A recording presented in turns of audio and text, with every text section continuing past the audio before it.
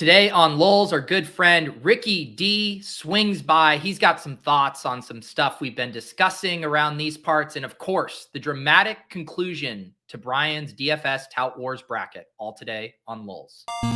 Does he think? I think he thinks this. He thinks this is a go. Vegas Dave thinks this is a go. Hot naked girls doing yoga. What? Why don't you just win like a man? Random.org.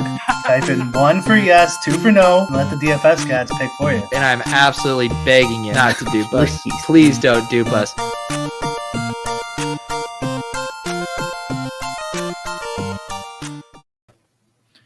Rikki, welcome back to the show. You were going to maybe try to swing by last week. That got derailed, so we're happy to have you, though. Oh, for sure, guys. Thanks for having me. Let's do this. Let's do this. Brian, how are you doing today? All right. Had a couple drinks last night, but just a couple. It's a good day to do it on a Wednesday. Yeah. Out in among society or just no, God, no. Okay, never. Yeah. Just lonely drinking. Yeah, I was watching like Star Wars, and that's the loneliest drinking of all. Yeah, I should have left that one.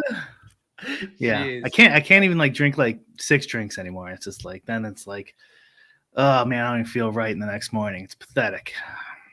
It's good for you. I've started to do better with moderation for alcohol, but my one Achilles heel is if I open a bottle of wine, I'm finishing the bottle of wine. Like I can do 1 or 2 beers now, but for some reason the wine is just donezo once I open it. Yeah. Is it sad that like back in the day, 1 bottle of wine is like, that's like fucking nothing, dude. Yeah. 1 bottle? Is that sad or is that just us being mature men, taking care of our responsibilities? That's right. Brian, let's first get into this. I mean, we had the dramatic conclusion to the Tout Wars bracket. Very controversial. I saw lots of people saying a fix was in. Can you at least, I mean, last week, this was on a snail's pace to finish. I thought it was going to be about 2024 until we wrap this up, but the selection committee really got moving, Brian. They did. Yeah. Petty Theft got me riled up saying I wouldn't be able to complete this. So I had to, and then like Tuesday rolled around. I'm like, shit, he's right. I'm not gonna be able to do this. So I'm just gonna have to jam it all in right here real quick. Why haven't you done an updated graphic with the champion? I mean, are you waiting for stat corrections to come in? I thought, well, we're going to talk about it on the show. What are we looking at? There might be a lawsuit against ETR. Wow. In the books, and they're wow, look at that. It seems suspicious, I gotta say. Yeah. Despite the ETR Russian bot farming, Pete still pulled out the championship. I mean, it was, to recap here for the audio listeners, we did have a couple major upsets. Leone taking down Big T, the 16 over the 1. I took down Hoop. No one saw that coming, 15 over the 2. And then it was a heavy ETR semifinal here. Leone, Levitan, Silva, and me sneaking in there. And I got the job done. But Bric, first, I mean, what happened against Leone? I mean, you were administering this yourself and you got bounced in the second round. I mean, theoretically, your audience would vote for you as the person who was doing these polls. I mean, this is a tough scene, man. Either I hate 60% of my audience, or there was a ETR bot farm which came in around round 2 there. So I'm gonna go with that. I thought about for a second, like leaving the bit aside. I thought about I'll just not mention it at all, and then put me in the next round. Just like what? You haven't said anything. In the first round, I thought about for how I wrote like based on any metric you see fit. For me versus Matic, I was go based on height. Who is taller? Brian Bric 75'6'1" or Davis Matic 5'3"? Question mark. Oh my goodness! But I decided to play it straight. Rikki, any big surprises here for you? Anything you thought should have gone down that didn't? Yeah, I got a couple thoughts. I mean, we'll get into a little bit. Like, I'm not surprised that it's fairly centric on the sort of circle that it kind of exists in this universe for you guys, like the ETR guys doing well, obviously. I got a kick out of the run pure. I kind of feel like this was a little bit of a setup the way you did the brackets. What? in terms of like this was sort of like, I don't know if this was brought up last week. This is your kind of subtle way of dunking on run pure, I think, by giving them this huge upset, knowing that the people you put against them. That's my kind of conspiracy theory there, but I like it. Baseless accusation. Yeah. They were ranked 1 and 2. I mean, the selection committee was clearly being fair. The selection committee has some interesting, selection processes here, but I like it. I appreciated the bit if there was one, so I like that. The selection committee did admit that Ethan Gate in the 10 spot might have been a mistake. I'm not. Yeah, there was some odd choices. I'll give you that. I think my favorite thing is EG, like almost like RG, but EG for Ethan Gate. I absolutely love that. Condia being an odd choice too. Hey, who's on Team Lulz? Is he? So Brian, what do I win for winning this talent bracket that was clearly unbiased? There was no rigging, very fair. Yeah, well, we play for pinks. So you own ETR, Roto Grinders, Stochastic, and of course, most importantly, you now own the War Rooms. And Run Pure. That's so congratulations. So J-Mac, I don't know if you heard that, but you got to change your own flat tires now, buddy. Now that I own the War Rooms, you're back to being a man of the people. It's like a prima nocta situation. Brian, how successful do you think this endeavor was? It did require lots of tweets from you, probably a volume of tweets you're normally uncomfortable with, but you did have to stick and land this bit. Is this going to be something that we see coming back in future years, or is this a one and done enterprise for you? I think someone else should post it next time. It's not a good feeling getting beat on your own Twitter account. Yeah, on your own home court. Well, you're gonna get that. Just implies you're just gonna get your ass destroyed on a neutral ground. That's fine. I don't care. Yeah. I won that first round. Honestly, after I started the bet, I wasn't gonna do any of it, and then I started posting, and I'm like, shit. Now I'm gonna have to post myself. I can't fucking lose the Matic. This is gonna fucking be. Yeah, at least you got the one dub. That's like impressive. That's fine. I got one W under my belt. It was Matic. I'm taking that to the bank. I don't care. I lost Leone, whatever. Fucking rigged anyways. It's like the biggest TikTok trend right now is just high schoolers, and they go up and interview each other, and they'll be like, who's the hottest girl in the school? And then they go and like interview that girl, and they say, rank the guy who just said you're the hottest girl in the school 1 to 10. And it's just kids like brutally ranking each other. And I'm like, good God. I mean, I can barely handle a poll on Twitter. How do these kids do it? Yeah. Oh man. We always talked about, like, when we were in high school, how much better it would be if we would have had these apps and stuff. And like, oh my God, all the girls at all the other schools. And it's like, this is assuming you can get girls. It's like, if you can't get girls at your present school, probably not going to be so good for you. Like, it doesn't work like that's evenly distributed, unfortunately, right? But like, and that's like Exhibit A right there, the TikTok example of like, that could have went really bad for you in high school. Get out of here, Travis Petty. My TikTok algo is exclusively baby and dad content now. But trust me, this is the prevailing TikTok trend. It transcends algos. I'm not creeping on high school girls. Need to put. I don't know. I think that's a great question. No, please don't levy these accusations against me. What's new in your world, Ricky? Are you grinding DFS? You playing NFL? What's going on? Yeah, I basically, is my biggest sport is NFL. I grind it pretty hard.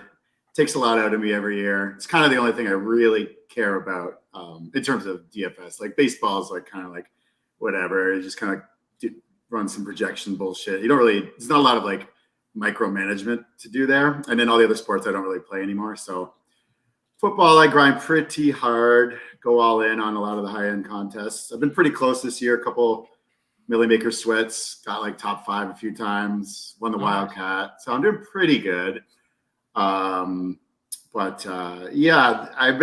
It's an interesting season so far. I've been kind of watching your guys' content, watching sort of the general narratives that have started to emerge this year about how the field's super sharp and, the ownerships are getting a little bit harder to predict, and there's all these sort of like leveling contests going on. And I just wanted to talk about that type of thing here today as my main sort of general thing we're talking about. Yeah, it sounds like don't give away too much. All right. Oh, yeah. I got the secret sauce, boys. Don't worry, I got it all figured out. Remind me, are you MMEing? Or are you mostly a hand builder? What are you doing for these? Oh no, I'm strictly full process, very similar to Brian. Like I got a full on custom built model and a generator and everything. So it's pretty advanced, and I've spent a lot of time on it. So it's full MME 150 and maxing everything. So in the the single entries 3 max stuff, are you just kind of rand function and drop in whatever? Yeah, I mean, I have a pretty, I don't know how many people do this, but I have a different segmented group of rosters for, under 1,000 entries, under 500. Like it's very kind of complex in terms of the way it I redo ownership for all different game types. So it's under 5,000 and under greater than 5,000, and then Millie Maker type stuff. So I have 5 different roster segments, and I've back tested this against the field sizes and how they change depending on the game sizes. So it's not like I'm just randomly throwing rosters in. I definitely have a good process to determine which rosters to throw into those 3 max type games. And it sounded like you can't do that in Showdown too, for sure, because a good lineup in the Millie Maker is not going to be good in the luxury box. It's going to probably be a piece of shit in the luxury box. Yeah, sorry, Pete. Yeah, actually, I have 5 different methods for those Showdown games too. You what was your thought? It seemed like you were maybe a little skeptical when you were kind of saying those narratives about the field being sharper, ownership being all over the place, the leveling stuff. Where do you stand on that? Well, I mean, I do think a little bit of it is overblown, and I think a lot of people. I mean, I was going to ask Brian what he thought about. What do you think? There's a segment of the population that is very dedicated to grinding content that this, and they're they subscribe to the same type of content that we probably all do, and it's sort of within a bubble of itself. But I do wonder how much credit we're giving the field here for being on that level. I don't know if we're there yet quite with there's a couple examples that come up every week, like Rashad Penny a few weeks ago, and what was it last week? James Robinson was oddly high, and there's those one-off types, but for the most part, I find ownership to be somewhat predictable and in line with past years. But there is certainly a trend emerging in that direction. I do agree. I just wanted to get Brian's take on his thoughts first. I don't do my own ownership for NFL, but I know it seems like to me ownership's been kind of the pay site ownership, whatever you want to call it, has been a little off the last year or so. Just my gut, I haven't checked this, so just my gut instincts hey, that's kind of not that accurate the next day. But honestly, I haven't really looked into it that hard. I didn't even know that narrative was going on, that the fields are sharp and stuff like that. So that's new to me. Yeah, I mean, this is just from some of the content I grind each week. I do a decent amount of podcast grinding, and a lot of it's Pete's content and various related to that. So there is. That's what I was wondering about. Is it just sort of do you think that's a possible thing with your sort of circles, Pete, that it's kind of maybe the ETR guys and the ship chasing guys and those types of people seem to always all have this take, but I'm not so sure it's outside of that bubble. Well, I think there's probably 2 different conversations, right? You guys would be able to speak better to, are the fields sharper based on the kind of lineups and stuff. But I do really think the leveling stuff is happening, where that thing of now so many people who play tournaments are consuming tournament content, chalk established, we're reacting to that, playing the best plays. But then because so many people are quote unquote GPP bros now, that we've entered this leveling stuff where it's the guys who get steamed, these second level plays that seem like good GPP plays end up being bad plays relative to the actual best plays. I do think that's happening. Yeah, that's definitely happening. And I mean, it's not it's a brand new thing. It's I'm pretty ownership has been my main focus of learning how to operate around for the past few years. I studied really hard, and I've come up with my own decent algorithm to determine it. And it's just more or less it's something that has definitely kept emerging towards this. And I don't think it's like a huge jump this year. And I actually do think there's ways to get ahead of that. Like it's almost like in ways where, you can come to, I guess, like out level the field. And I was just wondering if Brian was doing anything like that, but I guess not. But because the thing about ownership is like, it is extremely, when you're doing it from like a modeling perspective, like when you're trying to generate lineups with like a system and a process, your inputs, your accuracy of your inputs is like so vital. Like being off on like those particular guys like that end up being a bit higher. If you think they're going to be good plays and your ownerships are like 5-10% off, they become like extraordinarily bad plays, honestly. So yeah, it's a big problem from that perspective. And that's what like Leone had told us for some of his internal stuff, like that Rashad Penny. Oh, fuck him. No. Yeah, I mean, sorry, controversial subject here.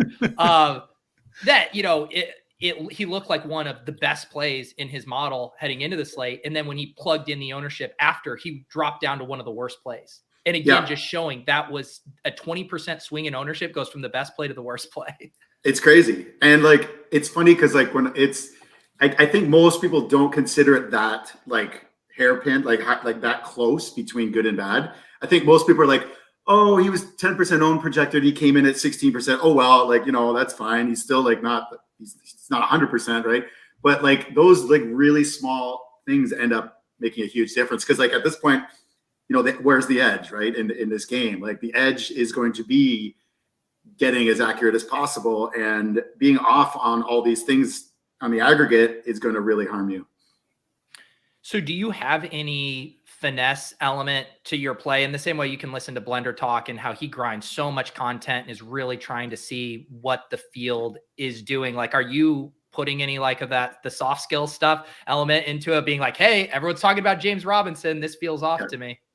Yeah, for sure. I mean, that's like, I kind of, I've developed this like thing that I feel like I'm not a huge fan of, but I grind all this, like the world's podcasts, right? Like I grind the Run Pure podcast. I grind some other ones that I'm not like I wouldn't do because I'm like trying to learn about, DFS. I'm just trying to get a general sense for what the average man is thinking. And like, once there's a consensus, like, oh, they all say the same things. You're like, oh shit, there's definitely something up here. Cause I'm not sure how else you do it. Like, obviously you can use projections to sort of guide your ownership takes, but again, you're going to have to start making assumptions about how the field is seeing which guys are coming in low and then which ones they like, because it's not obvious every week. Well, and that's what's, I think, also really interesting about ownership projections is they're mostly driven by, automated systems, kind of looking how frequently plays are showing up in optimals. That ends up being the benchmark. Like, I might be wrong, but I don't think like Osmo and those guys are doing a ton of like manual steam tweaking to theirs. I know Adam does some to ETRs, but I don't know who is really fully accounting for that stuff in their ownership, or no one's coming in and like adding 10 percentage points to James Robinson.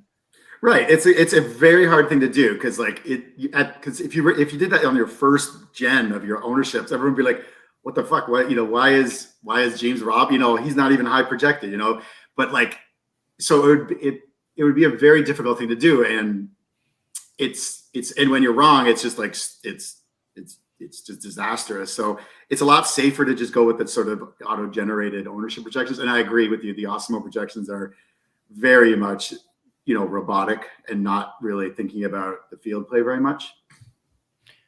Marco says, if only there was a website where we could vote on which players are the best plays. Enter whistles go woo here. I mean, maybe we need to just leverage him for our ownership. We haven't migrated to that site lately. Who knows what he's doing over there now? I don't know. Has anyone used it lately in chat? What is that? I'm not familiar. Think you didn't see our last whistles interview? Must not have. Yeah. Well, you should go back and watch it. No. Don't come on this show without watching our entire catalog. Yeah. What did we do in episode 3? Answer that. No. Actually nothing. But he did this. He has his Whistle Goes Woo site, and you could go on there. Like the idea is like you could vote on over or under or whatever props or something and try to like do the wisdom of the crowds type of thing. Yeah. That's the type of thing you need a lot of participation really to get valid data, right? Yeah, you need huge participation. I'm not sure it's like, I don't know, you honestly, you should go show. I'm not sure how beneficial that would be, honestly, like because it's useful like in the, you know, the classic example of you're in a mall and they have like how many marbles are in this bowl or jug or whatever. Like that's pretty useful, wisdom of the crowds. And this, I'm not sure it's that useful. Expertise is probably better. Well, but the data. Go ahead. Oh no, I was gonna say if you were to set out with the goal of determining like which people in which sites are actually moving ownership, like would it even be possible to try to quantify that? Like at least with ETR, you could be like, they're doing their flag plants. They're legit saying their 4 best GB. That like would give you a starting point, but is that even possible to come up with a good quantifiable way to catch steam? That's kind of where I was getting at. Like, I really think it's a little bit overblown to say that. Like, I heard Dink and Leone, or maybe it was you and Dink talking last week about how the flag plants are driving ownership. And it's like, okay, like, you know, these streams get like thousands of views. You know, it's not like they're getting, you know, the entire, I just wonder how much, it's hard for me to buy that they're moving the market that much. Because then it's not only like everyone who's listening is just going to automatically do what they say, right? Like there's an element of that, but like there's a lot of people who play DFS that aren't even aware of like what ETR is, right? So I really don't think that we're at the point where you could just automatically. But yeah, it's a great question to ask. Like obviously there's some level that it's driving the market. To which degree, I don't know. But don't you think it's like, I completely agree. Like the Millie Maker, I mean, the amount of you know, people listening to establish the million there is, you know, super small. But then you get up into the SPY and any of the single entries, it's like, yeah, let's say they have 3,000 people who listen to establish the million. I mean, you could legitimately say 50% of $100 SPY entries, like listen to that show. Yeah. And the interesting thing that I think is really at play here is I think a lot of sharp players not only listen to the same type of content, but also come to the same sort of like natural conclusions that like Leone or Dink will. Like last week, I think they were on like Kittle or McLaurin or something. And I was like, oh yeah, those are good plays. And I was thinking about it. And then I was like, oh, maybe I should boost their projection to get them in play a little bit more. But then I listened to like 2 or 3 other podcasts and two other guys mentioned the exact 2 plays. And my ownership projections for like Kittle and McLaurin were at like 2 or 3%. And they ended up being like 9 and 10%. I was like, well, yeah, ETR probably had something to do with that, but I also think like everyone's kind of trained to think the exact same way. So it's not necessarily, you know, it's 2 things moving at once. It's like everyone is coming to the same conclusions because that's how DFS has always been played and that's how it's always been beaten. I want to get clarification from our friend here, Nerdy Tenor. It might make more sense to think of ownership in segments. What ownership by like contest segment, or am I missing it? Contest size segment? Do you guys have an idea what he might? I'm guessing he means like a range of outcomes for the ownership rather than like a specific number. Like just like a broader range. I know this is a tough question. Say more words, but don't say too much.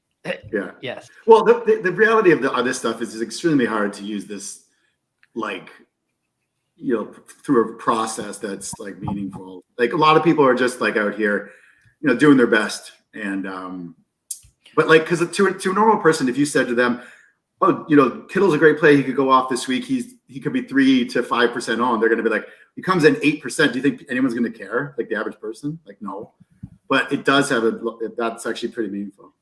Well, and to go back to the, like, is the field getting sharper? I mean, my videos are still, like, I had comments just completely incredulous. How could you say Rashad Penny was a bad play when he went off for 30 points? Like, there's still a lot of people who even are consuming content that can't grasp that. And so, but people can listen to content and hear a play and say, someone gave me approval that this is a good, smart, contrarian play. I'm just going to jam that. Yeah. So he was. Yeah, there you go. There you go. I'm thinking by population, so ownership for casuals, and then what we're arriving at. Ownership is hard.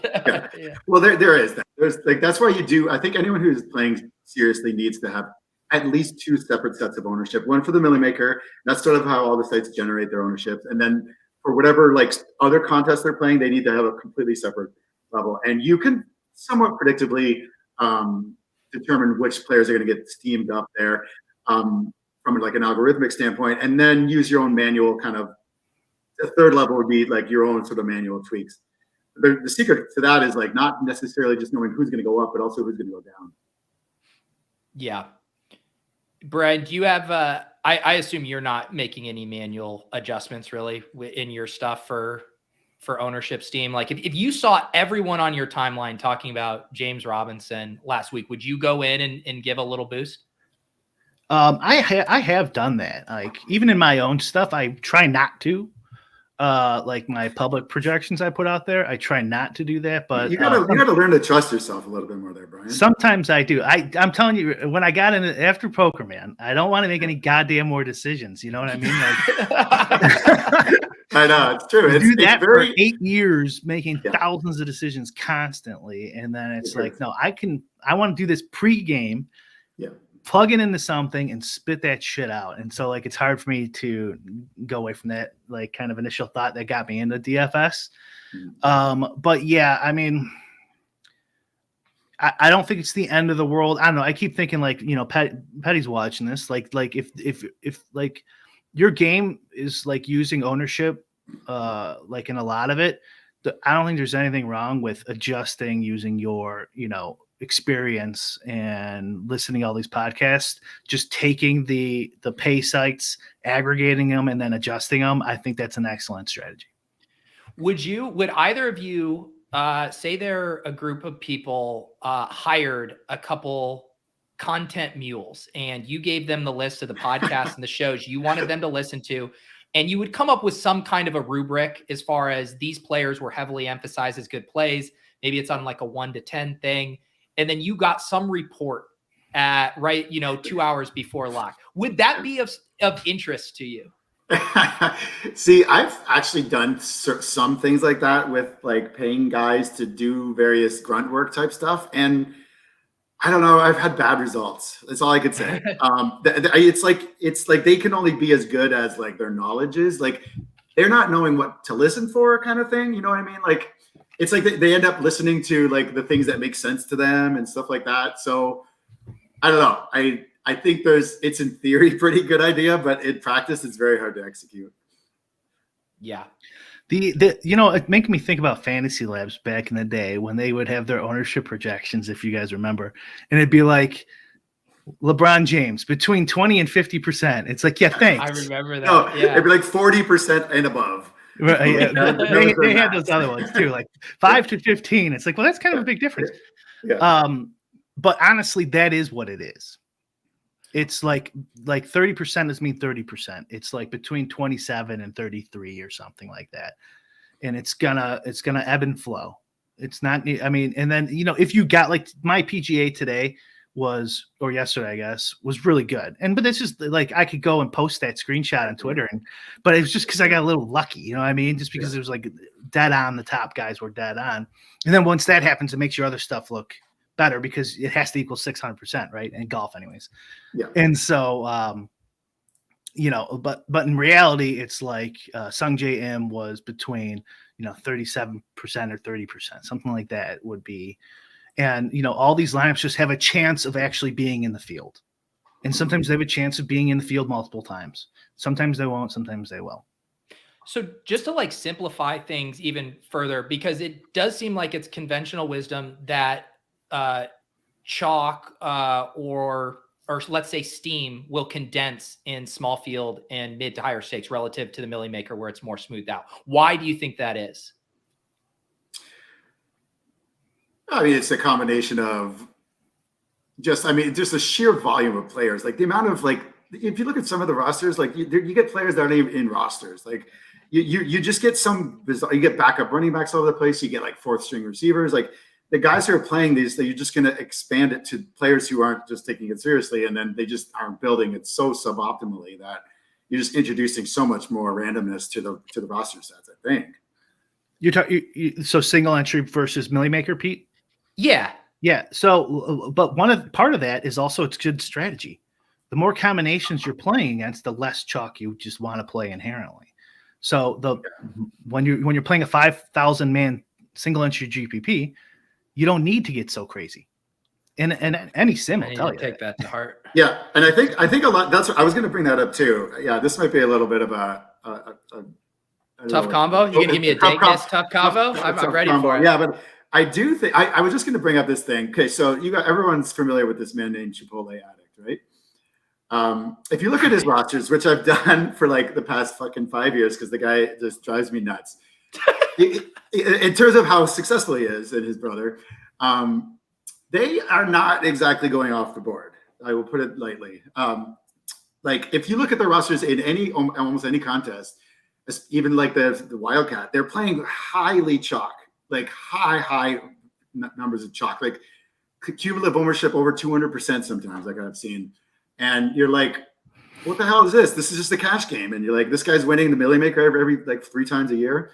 And I think that there's some weird trend in DFS where, with DFS, all the plays are on the table. It's right there for all the good plays, or all the, you can see their entire rosters. Like you can't see exactly how it was derived, but you can see that Chipotle Addict's probably the biggest winner in the history of DFS. And you can see his rosters and they're chalky as fuck. And then I hear like people who, are kind of, trying to learn the game and struggle a little bit. And they're fading like both. They're automatically fading tight end chalk and automatically fading defense chalk, automatically fading running back chalk. I'm like, well, does that make sense if Chipotle Addict is not doing that? And it's like, I'm not sure if you want to just a good starting spot to learn DFS is just to look at the best players and see what they're doing. There's also an element too of like they're playing a massive portfolio of lineups on a given slate versus a lot of players. If you're playing 1 or 2 lineups and you're thinking, what's my closest path or my easiest path to getting first place in a tournament versus having that big of a portfolio and trying to realize ROI as a professional player. Yeah. And it really comes down to knowing, exactly how to beat the game you're trying to beat, right? Like it's like, yeah, if you look at their Millie Maker rosters versus their, luxury box or whatever, it's going to be significantly different. But I do think they have a process for all those things as well. Like, I don't think they're just like randomly putting in rosters or anything. So I don't know. It's just, there's something to be said for like a lot of this information. Like there seems to be a lot of debate in the community about like, well, what do you do with chalk tight ends or what do you do with chalk defenses? And I have some conversations with ETR guys about this. And like, they laugh me off the table for playing chalk defenses. They think I'm an idiot. I'm like, okay. Like, I mean, every single winning player does it, but you guys are, better than me, I guess. I don't know. It's just like, there's debate that I think people are very drawn to like rules and like, you got to do this, you can't do that, blah, blah, blah. Right. And it's very nuanced. Like it's all math, right? So it's not like you can just, to have like a hard and fast rule in DFS is very dangerous. And it is true. It's like their whole reason, and it's I feel like it's been less of a topic this year. The past few years, it was like double stack and a bring back, as the thing, partly because it goes back to Brian's decision thing. The amount of decisions I have to make for this lineup is so much smaller if I fill out 3 spots with 4 players right there by double stack and a bring back or whatever. It's like, all right, now I only have 5 more spots to fill out. Like, I do think in general, we want to reduce decision-making just as humans. Yeah. And I'll say one thing on that. Like, I think the DFS game, as the edges are so micro that like, you really want to avoid that type of thinking because like at this point, you're only going to get edge if you're doing a little bit of an extra something, right? So like going into this thinking, oh, I'm going to like just have some automated process and blah, blah, blah and win. It just seems at this point, I don't think that's realistic. I'll also like self-analyze myself a bit because I'll know, how where there's the people who are like, wide receiver cornerback matchups, or I want to know how this team did against zone coverage on a full moon. And you're like, what's going on here? There's no stickiness. But I know the reason they're doing it is because the edges are so thin and you like to feel like you have an edge or that you've uncovered something that your opponents don't know. Like that feeling feels good, right? And so I think for me sometimes too, where it's like in GPP bros, where it's like everyone knows the best plays. Like that's easy. That doesn't feel fun. I want to feel like I unearthed the sub 5% guy who goes off and you win a tournament. Like that is an intoxicating thing to chase.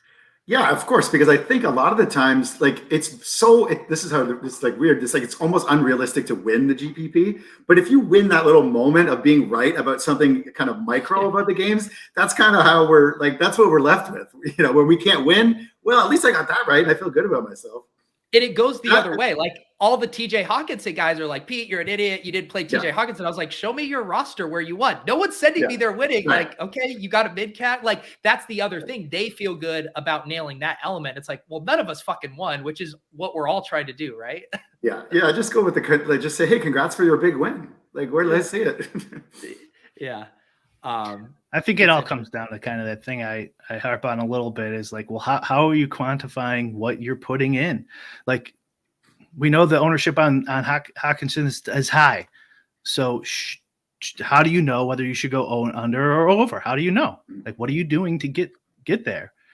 And most people are just like, I was going to say this earlier with the ETR influencing discussion. What can most DFS players do with ownership? And the main thing is just go under. That's really all they can do. They can't go over. What are they going to do to go over? You know what I mean? Like if you just plug the numbers without ownership into an optimizer, you're going to go over, right? It's going to give you a shit ton of the chalky players. But if you're using ownership to adjust your 150, what can you really do? Basically just go under. I'm saying like an inexperienced guy who's trying to fuck with this, and like, I know ownership's bad. What should I do? Well, that's high. I can only go under, right? So like, I think that might be going on, something like that too. Plus, I do think ETR is influencing the field. Like, just look at the fucking tout wars, Paul. I mean, clearly that was Russian bots as well, but who's influencing the field the most, buddy? Whatever Pete says, obviously must be. Did you tout James Robinson? So like, I think those are two things. Is like, one is just like, okay, what's chalk? Okay, I have to go under because I have no other skill set than just, and I'm reading into like a style I don't really know about. I mean, it seems like you disagree with me. Go ahead.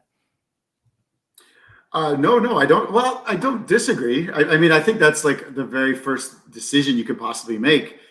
The problem is, I really think like with most players is like their instincts about what a good play is and what they're trying to jam in and all that based off of things like Pete was just talking about, like, the full moon cornerback thing or whatever.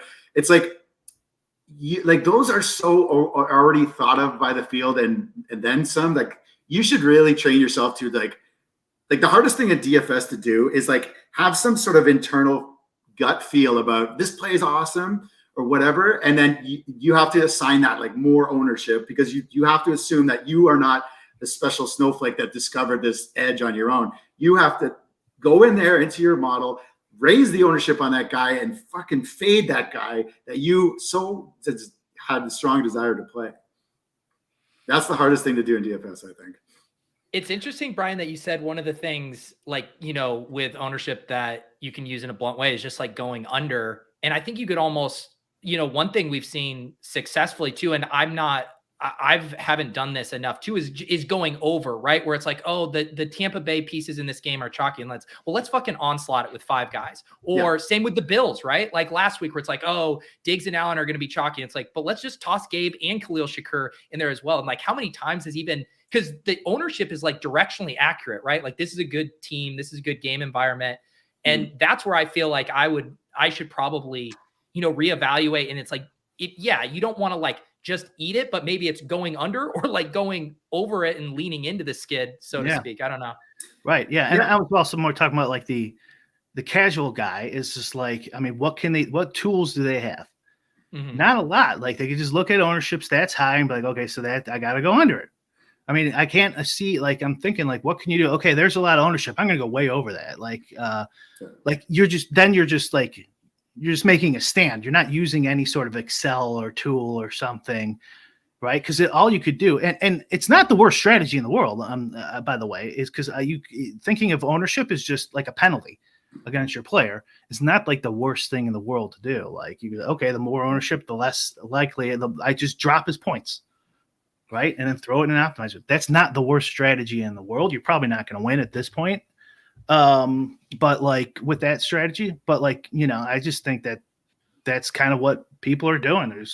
okay, here's some ownership. And there's a lot of ownership out there, and they copy, they subscribe to these sites and then they steal their info, right? And give it out. I guarantee that I pay for it, so I don't like search for anyone else's content really, but I guarantee it's out there. And if you're just some young guy who's got no money, you're getting ETR's ownership and shit, some one way or another. Yeah. And I think, for me too, as my, sanity check for these things, because I don't have my own processes and stuff, but I can use, I'll run the sims. And one of the things in my spreadsheet is I'll have projected ownership and then the sim rate. And then I have a column that shows the difference. And it's a good sanity check for me of fucking Cordero Patterson popping in the sims relative to his ownership. Again, the math says that over 10,000 light ups, he's appearing more than the field's willing to use them. And so that's the closest I can get. And I do that for the showdown slates as well, of just having that math sanity check outside of my hands. Mm-hmm. And I think to people who are trying to improve or whatever, and they're doing that, that's pretty good. I mean, that's more than most people are doing. And I think you really want to get comfortable, okay, how much ownership do I need? That if you have a process where you're going under, like Brian says, you could start playing with the models and saying, okay, well, does this make sense? I'm playing 80% of this guy who's supposed to be chalky. Maybe his ownership's too low. Go up, then regen, go through this process of that. It starts to make more sense to you in terms of it's not last week if Chris Godwin was coming in and 90% of your rosters, you're well, something's wrong with my process because he's obviously going to be popular, and you could just raise his ownership, right? That would be a start. Yeah, and so sorry, Pete, but if you can develop a process similar like that, and then this is where you can go. In some way in measuring this, you could go, okay, I raised this guy's ownership's pretty high, and I raised it because I really like him, and I'm still getting him in a lot of lineups. He's a good fucking play. I'm going over, right? Yeah. Something like that. Now you're okay, well, now I know why I'm going over on this guy, and I even bumped him up, so he's got to be a good play. Something like that. At least you're doing something. Go ahead. That was exactly what I do. So one of the things with the showdown slates on Run the Sims is you can put in the team level input, and I'll be let's play this as a blowout, the Raiders blowout, whatever. Oh, and let me play it as they score 10 points. They do nothing. And then it's holy shit, Devontae Adams is appearing across all of these different game scripts. It's he's almost immune to whatever game. Okay, this is a good play. I don't have to have a specific story. But again, that same idea of if every way you slice it, it still looks like a good play coming around to it. And I feel good chalk. Right. Yeah, good chalk. Or the owner. We haven't seen this year that much this year, but there's going to be spots. I think it's going to happen this week where the supposed good chalk, everyone's going to come to this conclusion with Ramondre and whoever. It's well, there's no failure rate here. You got to play him, right? And you're going to see it in the 50, 60, 70% range of ownership. And because everyone's going to come to that exact same conclusion. It almost happened with Jamal Williams and Khalil Herbert a couple of weeks ago, but this is even more significant. So when all these things align, where you can't not play your guy, then everyone's seeing the same thing. Then the ownership just gets completely out of control. So it's a weird little game. Yeah, that one, and that's again just the little inputs that I like to look at is value, ceiling, ownership, and sim rate. And I'm even looking at the Ramondre Stevenson one for this week. And it's getting fringe of is this actually a must play? Because you said, we will have that free square at some point where the 4,800 guy projects for 24 touches or whatever. And it's you are a fish if you don't play that. Ramondre is more probably in that Jamal Williams, where it's that price and the fail risk. You're just a little confused where that falls. Yeah. And there's this thing I like to do with each individual player. I assign them a kind of a field value in terms of what they how the field likes them. And each player has their own guy. DJ Moore, field hates him, give him a 1.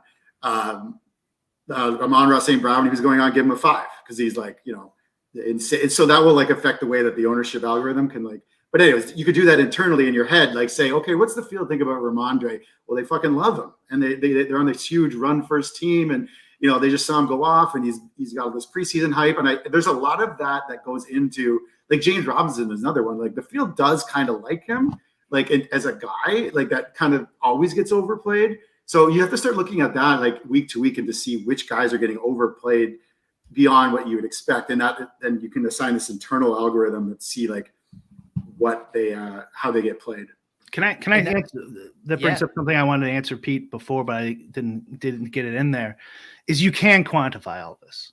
If you know what you're doing and you have any experience, not even that complicated, you could quantify steam. You could quantify what ETR's effect on the field is. You could quantify your own internal guesses that RikkiDi is, and then okay, well, how did my guess do in this? It's not even that hard. It's just a lot of work. It's a lot of putting it all together, keeping your database going. You know, this is all annoying shit, which is why I like outsourcing whatever I can, as long as it's good enough. But you can do it, and some people are into that stuff, and it's fun. They like seeing, okay, what were my guesses? What did this Steam play do? And you could even do your 10 top 10 podcasts that you think are influential, and just their play of the week or whatever. Just put a 1 next to it and a 0 for everyone else, right? In your regression, and this will tell you a whole lot of information on just what that podcast team play does. I've never done this, but I know that would work. All these. Yeah, go ahead. Sorry.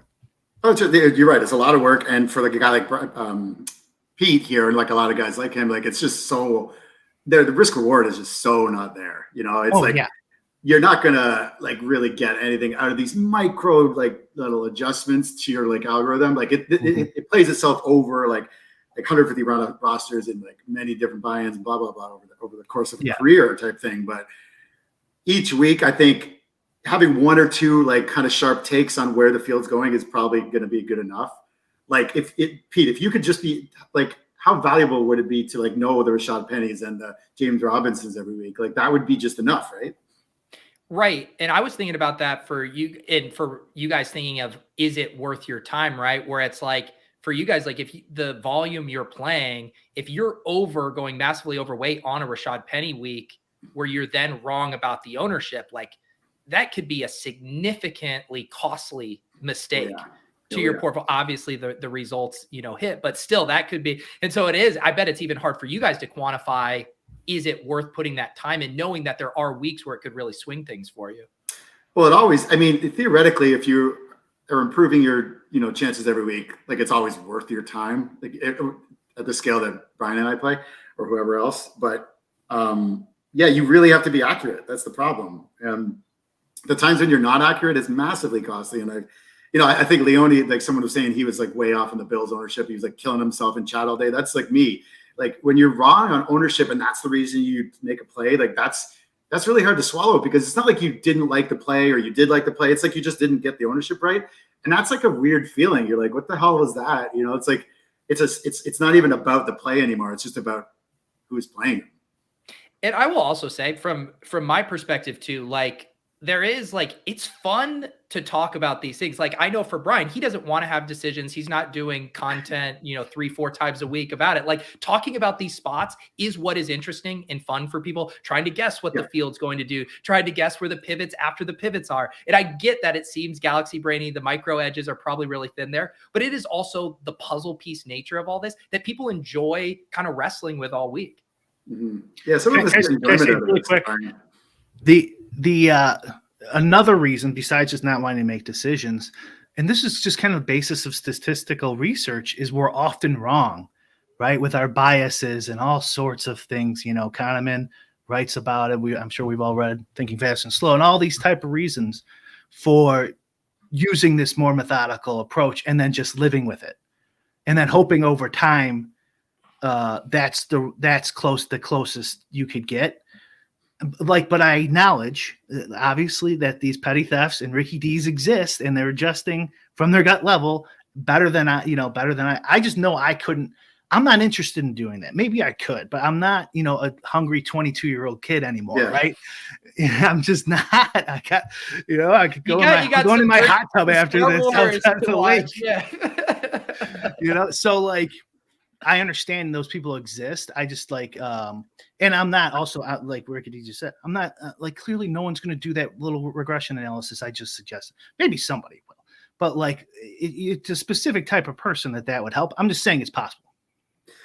I just want to speak on that for 1 second. This is more of take a step back about the reason why we're doing all this. It's for me, I really can't compete at a high level in this without giving my soul to it and really being into the things Pete's talking about and listening to the podcast and kind of thinking along with them and kind of coming up with my own takes. And and back testing them and getting things right. And then seeing the results obviously is nice too. But like, I can't do it like you, Brian, where it's like, I'm just, just going to I trust my process and that's good enough. And I don't really care if I win or lose. It's like, I'm just this robot. And yeah, I know, but you know what I mean? Like, it's like, there's some level of for me to have meaning and care about this, I really need to live it and to be good at it. Cause I've definitely taken time where I'm I'm just not going to try that hard this week. I'm drinking at a wedding or something, or and I just don't try. And I can't commit that same level of effort. And then my results show. I like this. I mean, this is going to be off topic, but I'm a determinist like that, where I think you can't control that shit. I get obsessed with things and then I'll do it every day for years and then I'll just drop it and never do it again. Oh, yeah. Yep. And I don't think you control it anyway. You can't will it into existence, that type of behavior and the obsession you need to be good at, where you're competing against all these smart fucking guys. So I just think you just got to deal with the cards you're dealt. I was super obsessed with DFS and I still am, but just on a different level. Now it's not going to be, because I'm not into it. I'm not into listening to a million podcasts and then figuring out what that means and shit. Yeah. I mean, making extra decisions on top of the decisions I already made. I'm not into it. And I don't think I could will that into existence. And I think people who think they can are full of shit. Even when it happens, I think it happens for reasons you can't control, but that's not really here or there. It again too, I drafted a shit ton of basketball teams this summer, and it was much easier for me to be more emotionless with it. I was not galaxy braining. I was sticking within ADP. I had my structure, and it's someone took a player I like. I don't give a shit. I'm going to do another draft. I'm going to just draft this. Whereas with the DFS element, it's all right, this is my 1 or 2 lineups. I'm going to fucking review them on stream tomorrow. Yeah. And I'm going to have to wallow in the shit regardless. And it's it is hard when you do have not as much volume or as many reps at something. You just get more naturally tied into it emotionally. Yeah, I just think it's a good, I don't know. I always try to I've really struggled with this for the past few years of just trying to find what you're doing in your life and then trying to find why you're doing it, and not to get too far into that, but I don't know, Brian, you seem you're, this is the sort of natural progression when people start to take a step down or away from things. And it's really hard to give up edges and models and systems and everything. But once you lose that passion, don't you kind of feel you might call me out on bullshit here, but don't you lose that internal fire and you're just going through the motions? There's sort of a natural end to it. Where does it go from there? What's next? That's a good question. I don't know, but of course that happens, right? I mean, it'd be a fool to deny it, and it's going to happen to you too, probably. Oh, it's happened to me many times. That's why I had to drop NBA and some of these other sports. It was just way too much. Yeah. Yeah. I do think I don't know. This is going to contradict kind of what your approach is, but I do think DFS in certain sports, especially the more non-NFL ones or maybe non-NBA ones, you could develop a process where you could click a button and still make some money. Yeah, it's MLB 100% for sure. So you don't need deep passion, but also it's also good because every step you improve your process, you get to keep that. So shit I thought about 7 years ago still counts today. You know what I mean? Mm-hmm. So if you're just building on top, which is why I like using the way I do it, is because everything can build on top of each other. I can't build on top of knowing the fucking quarterback matches 7 years ago. You know what I mean? And, right. This astrology bro bullshit. I was right about the going over on James Robinson 5 years ago. How does that help me now? So, maybe you were right and you were really dialed in 2017, but you fucking suck now. How do you know? So but the regression study I did before informs what I do now, and I could update it and save all that shit and save the code and save the Excel sheets and stuff like that and build on top of it. And I don't have to be as motivated, but being super motivated would be way better because I'd be putting into 80 hours a week. Hours. Yeah, man. Imagine. What for you, Ricky? Obviously you are playing to win, you're playing to make money, but outside of that element, what is the process of DFS that like brings you joy? Do you like get excited to roll up your sleeves, put in the new numbers for the week, or like? I do. I really do. I mean, it's a thing I've gone back and forth on and tried to hide from at times, but like, like when the pandemic hit, I think I talked about this on the show once, but the pandemic hit, we didn't have anything to gamble on. And I started to like really ask myself, like, what was meaningful to me and what was I was getting joy out of life and all that. And like, and then I was like, well, maybe gambling was a, frivolous chase, fleeting this, it was bad for you, blah, blah, blah. It's bad for your brain. I was trying to get like more, I'm still doing this, but like just getting more active outdoor, getting healthy and just trying to find like what is actually meaningful in your life. But then like, when I get back in the saddle, especially with NFL, and I roll up my sleeves and I get that new gen, and I start to manipulate my ownerships and do my little field takes and all that type of shit. And I start, I hear, the friendly faces on Swolecast every Wednesday. I just, it's just a little like spark inside me that just feels nice and warm, and it's just a comfort thing. And it's something that like, I don't know, like, there's like just the whole range of emotions like that you get from the start to finish process, and that you get to really enjoy the fruits of your labor when you get to watch the games and everything. I don't know. It's something I've come to accept myself. It's just part of me that I really enjoy. And it's not meaningless that it's just because you're trying to make money, or it's just like, what are you doing exactly? You're manipulating numbers on the spreadsheet. It's meaningful to me because I enjoy it. That's all I care about.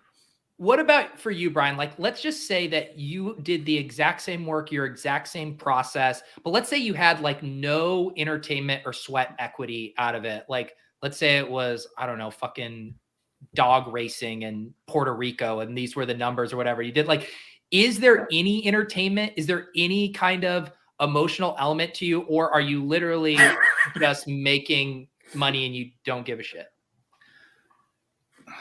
I like the MMA. Okay. Sometimes golf Sundays are fun. I like Red Zone. I still watch Red Zone, but that is in combination with DFS and gambling that I think I like that so much. I wouldn't watch Red Zone if I didn't play fantasy. There's no fucking way. Yeah. I mean, I think there's an element of it too. Like, you can take it too far, obviously, if you're like living and dying and, every like decision and like, like I definitely have been like that in the past. Like when you get your like a first Millie Maker sweat or something, it's really, it's like, holy shit, and now you've had like, a bunch of them. You're like, well, okay, it's the same thing as it's like, it's just a few versus many. Yeah. And, here comes the bullshit. Yeah, exactly. Yeah. Like, it's just like with Showdown, you're like, don't even fucking watch Here comes the bullshit. Yeah. Yeah. So. But yeah, I mean, like but Brian, you have to feel like thankful that you get to speculate on sports for a living. Like that's a good gig. I think that's a little commie propaganda talk in RikkiDi's head that he needs to get rid of. That, we just work. We're just a cog in the entertainment industry.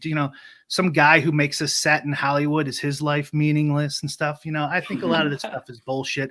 You work for Apple or whatever. Like, yeah, okay. Like what, you're a marketing guy for Apple. Like, oh wow, great fucking job.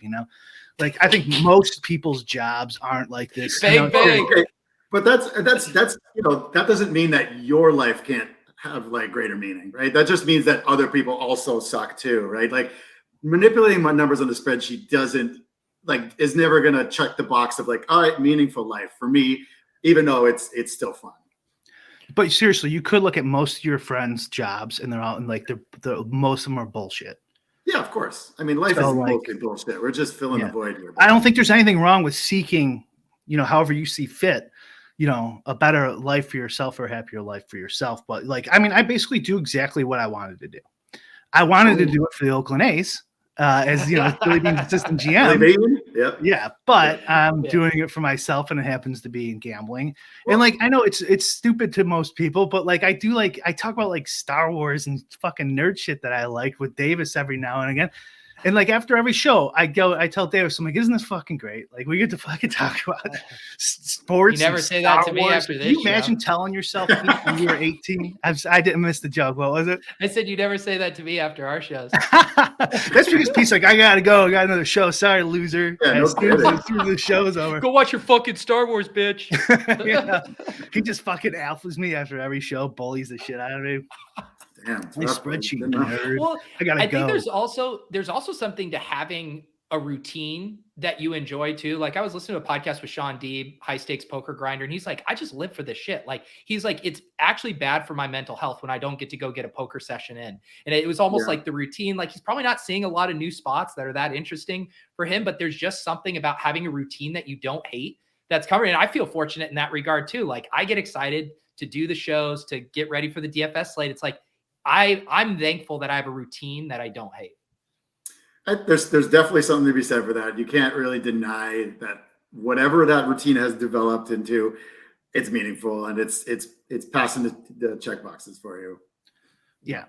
But like, I mean, come on, like compared to like, didn't you guys have real jobs? Like I fucking had real jobs and they fucking sucked. Balls. Yeah, I know. He was born with a silver spoon. This guy never had a real job in his life. I mean, Pete's a double coastal elite, so he has no idea what I'm talking about. I was grinding away. I was the marketing for Apple, but a far less successful company than Apple. I was that guy. Yeah, but I mean, like construction and shit, like, you know, delivering pizzas, like fucking having that asshole boss and there's nothing you can do about it. Like just that, not having that. Like we're so lucky. So like, again, like I'm not condemning like a search for meaning in your life, but I do like I don't know, and you know, obviously I'm biased, but like this like gambling so bad and all this shit, like go fuck yourself. Like it's entertainment. It's just part of fucking, and people have different subjective values for things they enjoy. You know what I mean? So like you can blow me. It's a consensual fucking entertainment product. We're not, you know, doing anything. We're just a cog in that entertainment world of sports. Yeah, no, I mean, you can't deny that. I mean, I would totally agree with you there. I just think that it's an individual thing. That's all about what you value. Yeah, sure. Don't let the commies get to you. Don't let the commies get to you. You know this. You're a Liberty bro. You know this. Of course. Ricky, we're about to land the plane, but were there any other burning topics you wanted to get off your chest? Anything that we didn't get to? Yeah, I did have a few. I was going to try to shit on the Run Pure guys as much as possible, but I didn't really get to. Wait, we gotta hear something about Run Pure. You gotta hear. You have dupe thoughts? Dupe thoughts? I mean, I don't know. I don't even know what I was going to say, but I just find their process quite hilarious. And I honestly, I grind through their content every week, and it's just fascinating to me that they think, well, I'm not really, actually, you know what? I'm not going to really get into it. I decided because it's too much. But yeah, it's an interesting dichotomy between their existence, seemingly being able to win every now and then, and like the exact opposite. And you know, that's how close the edges are in this game, really. Yeah, I think they had a rough go of it enough, just getting, you know, massive upsets in the DFS tout. Oh, I couldn't believe it. Yeah. So I think that's nice that you're taking it easy on them today. Anything else in the DFS topic chamber? I feel like we hit a lot of the hot button issues. Yeah, no, that was one. That was the main one there, and I just was going to let it. Should we do a Tout Wars second bracket with like additional 16 that were on? I was thinking a nice matchup would be Vegas Dave and Randone. Is Randone a tout? Is this someone this said he was on a tout? Is Ethan Gate a tout? Who cares? No. That was report choices. Yeah. Well, here's what you do. We talked about hiring the content mule. Brian, what you really just need is an assistant, and then they can administer this large field bracket. They can listen to all the podcasts for you. I think that's what you need. Why can't someone who liked it do it and then we'll retweet it? Oh, wow. Now you want free labor? Goodness, yes. Brian. Yeah. Well, Ricky, we appreciate you coming on as always. You always have a open invite to swing by the show. Yeah, you have to come. You have to come a little more frequently. I think that was too long break. You need to make regular Lil's appearances. Yeah, but win a milli first before. I was just about to say. I've been trying really hard to win a milli. I thought I'd wait till that happens and I have like something to brag about, some little clout. Hasn't happened yet, so we'll see. Pete's actively trying to dupe in showdowns now, so he could claim a milli where you win like $800, you know, and split with 2,000 people. Have you not seen my new shirt? Wow! Yeah, don't dupe me, bros out. It's now please dupe me, bro. It's Love it. meta. It might be the only way to win now. Who knows?